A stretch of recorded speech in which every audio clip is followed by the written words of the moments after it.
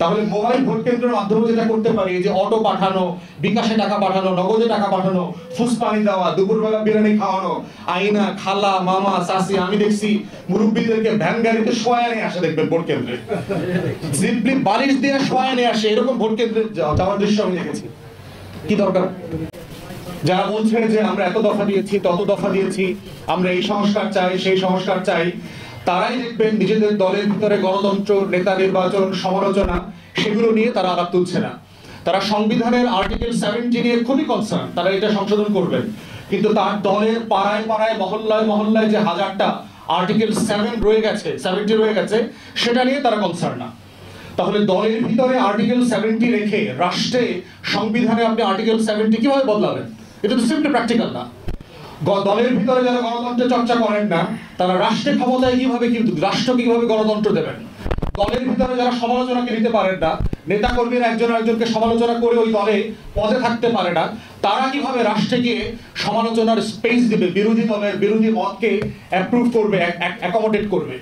দলের ভিতরে থেকে যারা লুটপাট, চুরি, চামারি, দুর্নীতি বন্ধ করতে পারছেন না ক্ষমতায় যাওয়ার আগেই, তারা ক্ষমতায় গিয়ে কিভাবে রাষ্ট্রের ভিতরে দুর্নীতি, চুরি, চামারি, লুটপাট বন্ধ করবেন? 3 দিন আগে তো চাঁদাবাজি করছেন। আপনি তো গার্লস স্কুলের অমুক জায়গা থেকে এমন মেয়েকে ধরে নিয়ে আসছেন, দাড়ি টুপি রাখবে, দাড়ি বড় করবে, জুব্বা পরবে, হজ করে আসবে, ওমরা করে আসবে, টুপি লাগাবে, সারা বছর যত বদমাইশি মাগিবাজি করবে, ওই সময় গিয়ে দাড়ি টুপি ওমরা দিয়া ইলেকশন ক্যাম্পেইন করবে।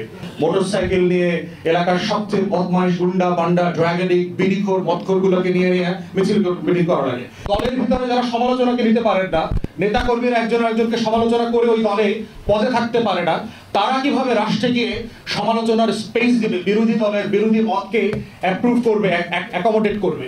দলের ভিতরে থেকে যারা লুটপাট, চুরি, চামারি, দুর্নীতি বন্ধ করতে পারছেন না ক্ষমতায় যাওয়ার আগেই, তারা ক্ষমতায় গিয়ে কিভাবে রাষ্ট্রের ভিতরে দুর্নীতি, চুরি, চামারি, লুটপাট বন্ধ করবেন? তাহলে এই যে মোটা দাগে নির্বাচনকে কেন্দ্র করে দলের আভ্যন্তরীণ সংস্কার দরকার, সেই আলাপটা মোটা দাগে বড় কোনো রাজনৈতিক দল করছে না বলে যেটা আমি আশঙ্কা করছি, অলমোস্ট কোনো রাজনৈতিক দলের, বড় দলের নেতাদের সাথে আমরা যখন কথা বলেছি, আমরা দেখেছি তারা বিশ্বাস করে না, নিজেদের মন করে বলেছে যে তারা আসলে কোনো সংস্কার করতে পারবে। তাদের দলের নেতারা যারা সৎ, যারা আন্তরিক, তারা পরিষ্কার করে বলেছে যে আমরা ক্ষমতায় গেলে কোনো সংস্কার হবে না। This is the bottom line বাংলাদেশের। এটাই হলো 24 পরবর্তী নতুন রাজনীতির বন্দোবস্ত। আগের মতোই আমরা ফিরে আসবো ঝাঁকে ঝাঁকে। যেই চাঁদাবাজি, গুন্ডামি, বদমাইশি করবার দায় আমরা রাজনৈতিক দল এবং তাদের নেতাদেরকে দিচ্ছি, নতুনরা কি সেই তদবির, বাণিজ্য, দুর্নীতি, লুটপাট কি করছে না? তরুণ উপদেষ্টা যারা হয়েছে তারা কি খুব সৎ জীবনযাপন করছেন? তাদের এপিএসটা কি শত শত কোটি টাকার লেনদেন করছেন না? আমরা কি এগুলো খবর পাচ্ছি না? জানি তো এগুলো।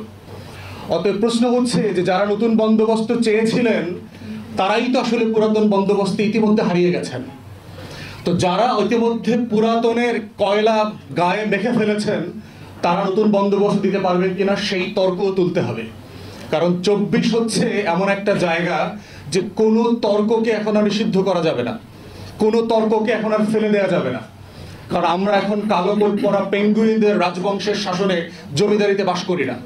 আমাদের এই জমিদারি হচ্ছে জনগণের জমিদারি, যেই জমিদারিটা শত শত হাজার হাজার বছর ধরে এই জনপদে ছিল। তো সেই বাস্তবতায় আমাদের বক্তব্য খুব পরিষ্কার যে অন্তর্বর্তীকালীন সরকারকে তার এই যে প্যাকেজ প্রায়োরিটিস, সংস্কার, বিচার এবং নির্বাচন, সেই আলোচনার মধ্যে থাকতে হবে তাকে। আমাদের দলের পক্ষ থেকে, আমাদের পক্ষ থেকে নির্বাচন কমিশনের যারা সংস্কার কমিশনে আছেন তাদেরকে আমরা অনেক পরামর্শ দিয়েছি। স্যাডলি অনেকগুলোই আমরা দেখেছি তারা ইগনোর করেছেন। তারা গত পুরাতন আমলের সেই লুটপাটের ইলেকশনটা জারি রাখার জন্য কিছু কাটপেস্ট প্রস্তাবনা দিয়েছেন।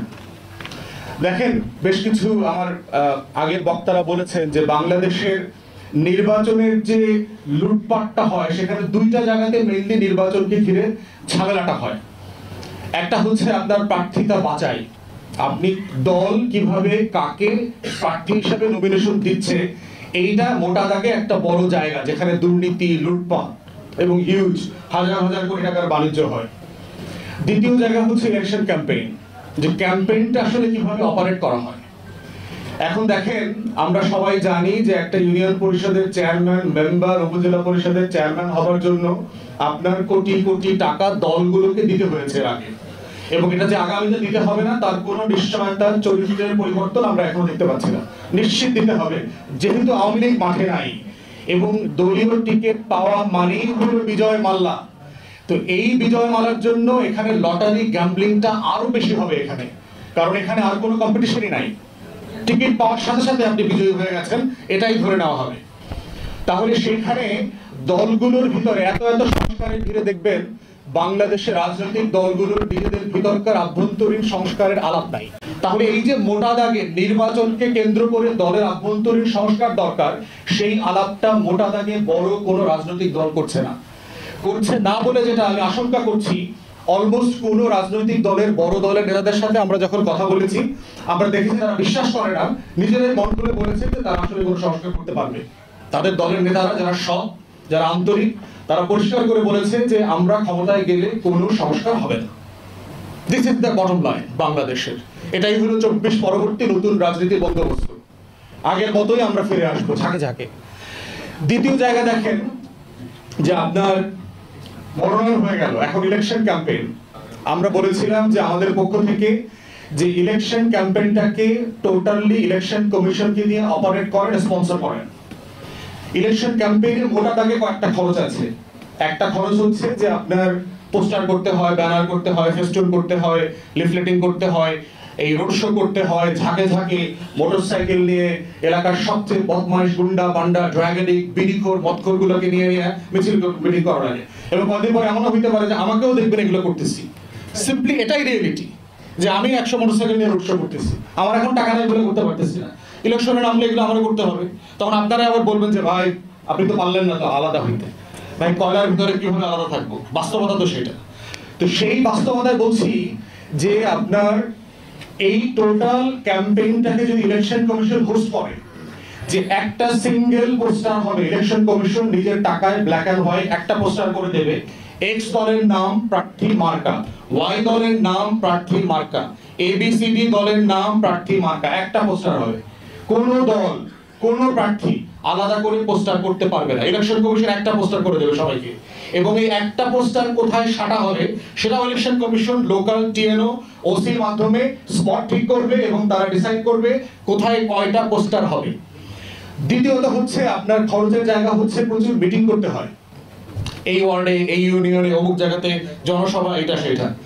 ইলেকশন কমিশন এবং লোকাল প্রশাসনের সহযোগিতায় কমন মিটিং হবে, একটা মিটিং হবে। একই মিটিং এ সব দলের নেতারা প্রার্থীরা ওইখানে আসবেন, যেখানে প্রেসিডেন্সিয়াল ডিবেটের মতো করে হবে একই প্ল্যাটফর্মে। এইটা local OC, local টিএলও, election commission কর্মকর্তারা এটা মডারেট করবেন, এটা হোস্ট করবেন। তাহলে যেটা হচ্ছে, এবং এটা খরচের জায়গাটাও তারা দেখভাল করবেন। তাহলে যেটা হবে যে প্রার্থীদের নির্বাচন কেন্দ্রিক চাঁদাবাজিটা বন্ধ হবে, লোকাল টাকা উঠাইতে হবে না, কারণ সে জানে যে আমার আসলে কোনো খরচ নাই। আমার পোস্টার করে দেবে ইলেকশন কমিশন, আমার ব্যানার করে দেবে ইলেকশন কমিশন, আমার বিতর্ক, আমার টাউন হল মিটিং, আমার ইউনিয়ন পরিষদের মিটিং, আমার গ্রামের বৈঠক সবকিছু করে দেবে ইলেকশন কমিশন। এবং এইটা করবার মধ্য দিয়ে যেটা হবে যে আপনারা কমন বিতর্কের জায়গায় আসতে পারবেন, যে আসলে নাগরিকদের জায়গা থেকে এই হাত ধরা, পাও ধরা, বুকে ধরায় দেওয়া, খেতে নামা, কাদা মাখা, যত বাটপারি আছে আমাদের ক্যাম্পেইনে, কোনো ইস্যুজ নাই, খালি ইমোশনাল ব্ল্যাকমেইলিং আছে।